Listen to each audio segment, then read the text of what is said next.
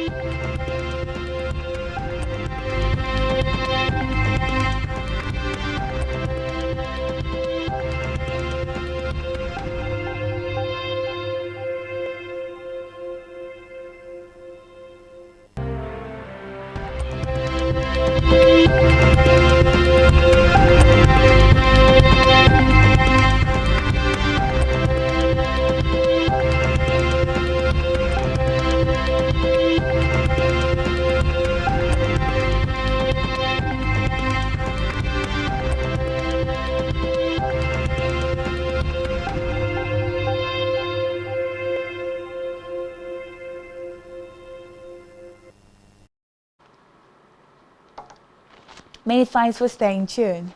Our first report this morning is that the federal government has said that English language and mathematics remains compulsory for students sitting for their ordinary level examinations.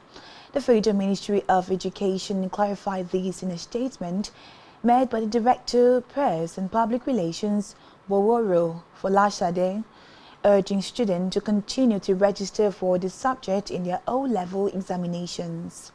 The statement further notes that the new policy does not exempt any candidate from the core subject, but rather introduces a more inclusive and flexible approach to tertiary admission requirements.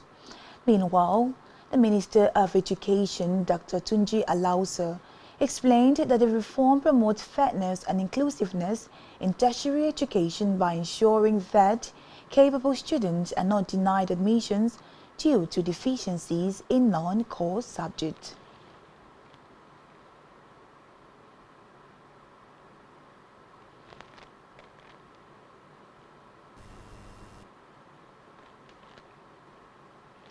In the meantime, the Minister of Works, David Umahi, says the federal government has terminated the 43-kilometer Port Harcourt-Aba road contract being handled by China's Civil Engineering Construction Corporation over poor performance.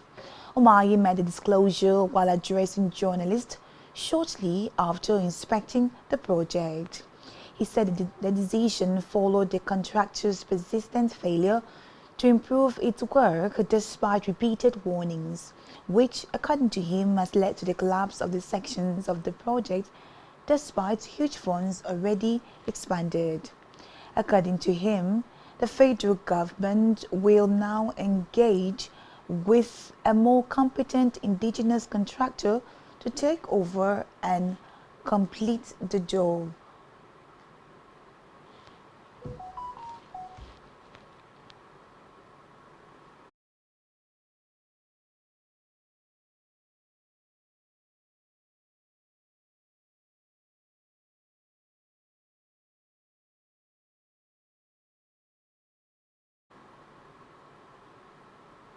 Meanwhile, the Minister of Finance and Coordinating Minister of the Economy, Wale Edun, has made a public appearance in Abuja after days of speculation about his health and whereabouts.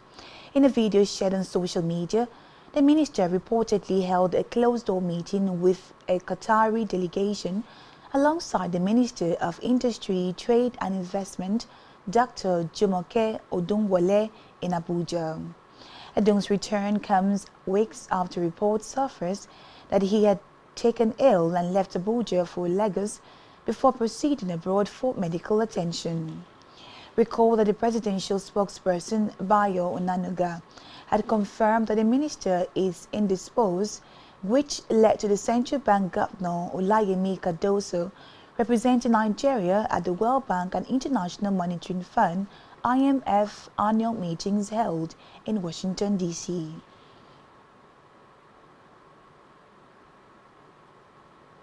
In a separate development, the Economic Community of West African States, ECOWAS, has appointed former Vice President Yemi Osibajo to head its election observation mission for the forthcoming presidential election in Côte d'Ivoire. In a statement by the ECOWAS, the election is scheduled to be held on October 25, 2025, while the observation mission will be deployed from October 19 to 29, 2025, in accordance with the provisions of the ECOWAS Supplementary Protocol on Democracy and Good Governance. The team will engage with key national stakeholders to encourage a peaceful and credible electoral process and will also collaborate with international and domestic observer groups to assess the conduct of the polls. According to the regional body, the deployment of the mission underscores ECOWAS' commitment to promoting peace, stability and credible elections across West Africa. Elsewhere, the Independent National Electoral Commission (INEC) has issued a notice of the November 8 governorship election in Anambra, as required by the Electoral Act. INEC Public Relations Officer in the state, Ugomma Lechuku, issued a notice stating that the election will commence at 8:30 a.m. and end by 2:30 p.m., adding that each voter would vote at the center they registered. According to her, only persons whose name appear on the register of voters and have a valid voter's card are eligible to vote on that day. Reports say no fewer than 16 governorship candidates will participate in the gubernatorial election.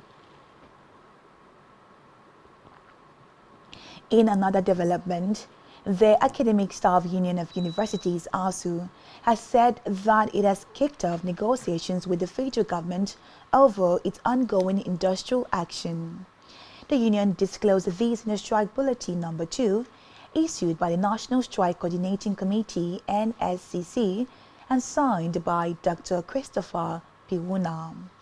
This comes as ASU announced a 2-week warning strike on Monday last week, which grounded activities in Nigerian public universities.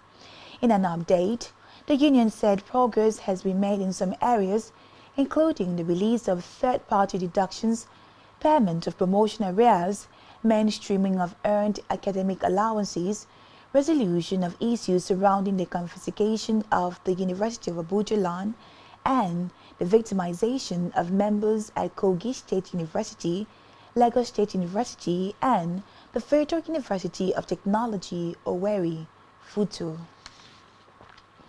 Away from that, the National Youth Service Corps (NYSC) has announced the opening of its portal for the 2025 Batch B remobilization exercise. This was announced in a post on official X handle of the NYSC. According to a statement by the NYSC management, the portal will be accessible from October 25th to November 3rd, 2025 for corps members who absconded during the service year. The NYSC further directed those who need to refund monthly allowances received during the initial service to do so only through their online dashboard. It added that corps members who registered during the 2025 Batch A remobilization but could not complete documentation in the state of remobilization are required to re-register for the 2025 Batch B exercise. We move now to education, where the Joint Admissions and Matriculation Board (JAM) has dismissed reports claiming it suspended the profile of a candidate, describing the allegations as deliberate misinformation by those it called conflict entrepreneurs. In a statement issued by its public communication advisor, Fabian Benjamin, the board said the report falsely accused JAM of disobeying a court order that, that directed parties to maintain a status quo in a case involving a candidate and two universities. Jam explained that contrary to the claims in circulation, the candidate on her own volition was no longer affiliated with either of the two universities as of September 25, 2025, when the suit was filed, or September 30, when a court order was granted. According to the board, the alleged suspension message was simply a program system alert that automatically appears when a candidate's profile is locked to prevent any modification. Let's move now to Africa, where Egyptians are calling for the reopening of the Rafah border crossing as humanitarian aid remains scarce in Gaza. The call comes as Israeli army confirmed it carried out airstrikes today in a Palestinian town on the border with Egypt. As part of the first phase of the ceasefire deal between Israel and Hamas, Israel was scheduled to reopen the Rafah crossing on Wednesday. Many Egyptians in Cairo expressed solidarity with the Palestinians in Gaza, saying reopening the crucial aid crossing could save many lives.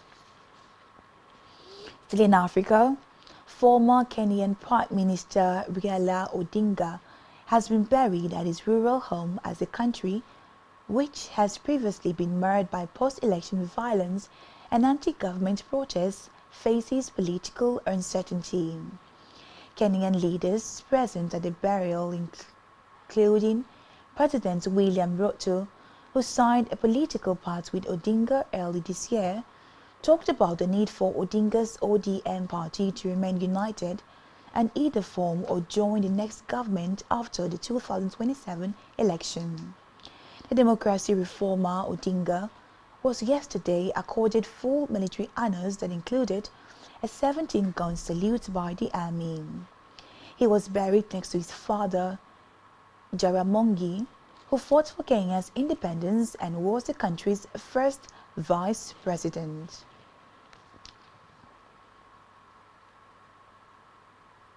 Let's move now to the foreign scene, where US President Donald Trump says the ceasefire in Gaza is still in place, hours after Israel's military said it carried out a wave of strikes against Hamas.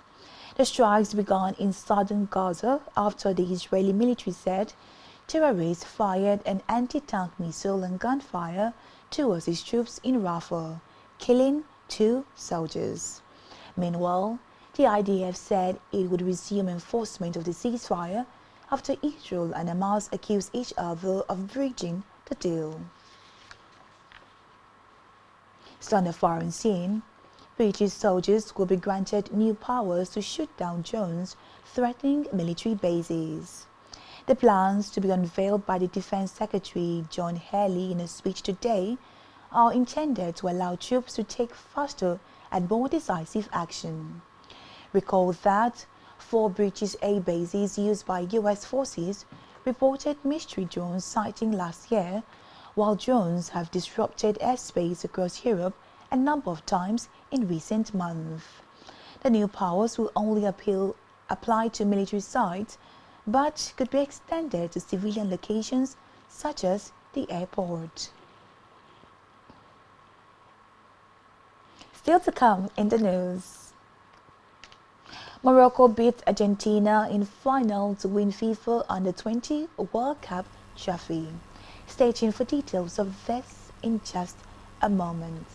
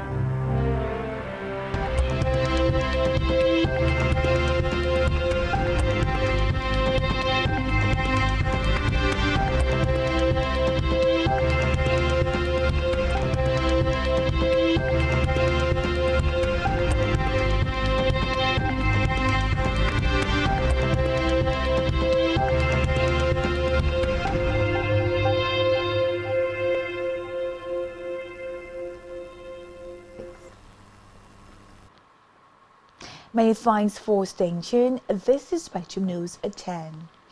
On a business news, the Securities and Exchange Commission (SEC) has said that innovation alone cannot replace the foundational importance of ethics in building a credible and transformative capital market. The Director General of the SEC, Dr. Emomotimi Agama, who stated this during the 29th annual conference of the Chartered Institute of Stockbrokers held in Abuja, maintained that a truly transformative capital market must be built on integrity, transparency, and accountability. Agama urged stockbrokers to uphold the highest level of professionalism and ethical conduct in their operations, noting that the credibility of the market depends on trust and fairness.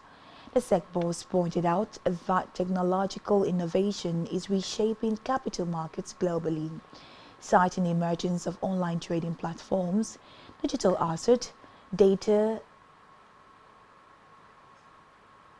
blockchain, and artificial intelligence as examples of true revolutionization, and also how capital is raised, invested, and supervised. Still in business, retailers of cooking gas says the prices of the essential commodity has come down from 2,000 naira per kilogram in the past 3 weeks, selling between 1,300 naira and 1,500 naira over the weekend.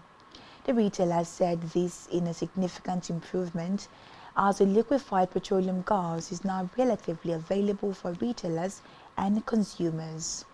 The chairman of the Liquefied Petroleum Gas Retailers Association of Nigeria, Ayobami Olarinoye, confirmed the development to newsmen. Olarinoye said though normalcy has yet to be fully restored, there is a difference in the prices.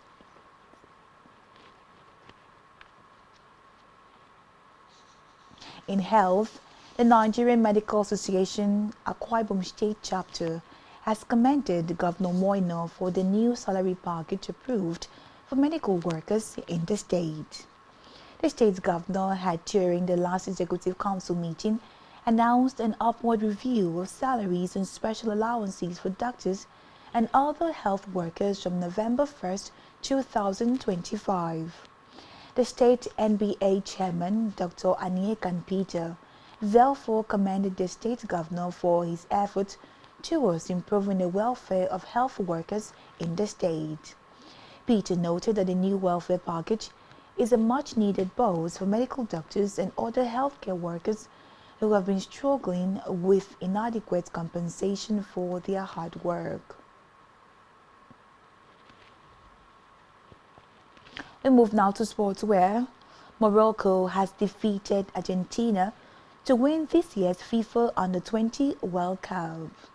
Reports say Yassa Sabiri gave Morocco the lead in the 12th minute of the encounter. The 20-year-old Familiacio winger then doubled Morocco's lead a few minutes later in the first half.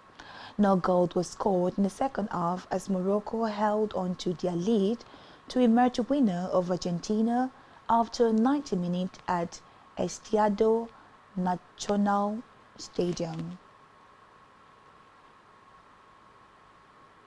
Still in sport, Liverpool are now 4 points behind leaders Arsenal, following a 2-1 defeat to rivals Manchester United yesterday. The Premier League champions came into the game on the back of 3 consecutive losses. As early as the first minute, Ahmed Diallo sent Brian Mbeumo through and he made it 1-0. Liverpool fought back after the break with Cody Gakpo tapping home Federico Chiase's pass, but there was still time for Harry Maguire to head home the winner for Ruben Amorim's team. The win takes United up to 9th place with 13 points, while Liverpool remains 4th with 15 points. On entertainment news, Nigerian singer popularly known as Ruga, has revealed that his constant touring affected his love life. He disclosed that his romantic life became worse after he rebranded and got a low court, stressing that more ladies began approaching him. Ruga shared that touring also affected his relationship with his family, revealing that he hardly sees his family members. The singer went on to claim that he is the most booked Nigerian artist in the world. And that's all we have for you at this time. Do ensure to follow us on social media, subscribe to our YouTube channel, all of which you can find on our website, spectrumtvlive.ng. You have been watching Spectrum News at 10. I am Emedion James. Enjoy the rest of your day and thank you for watching.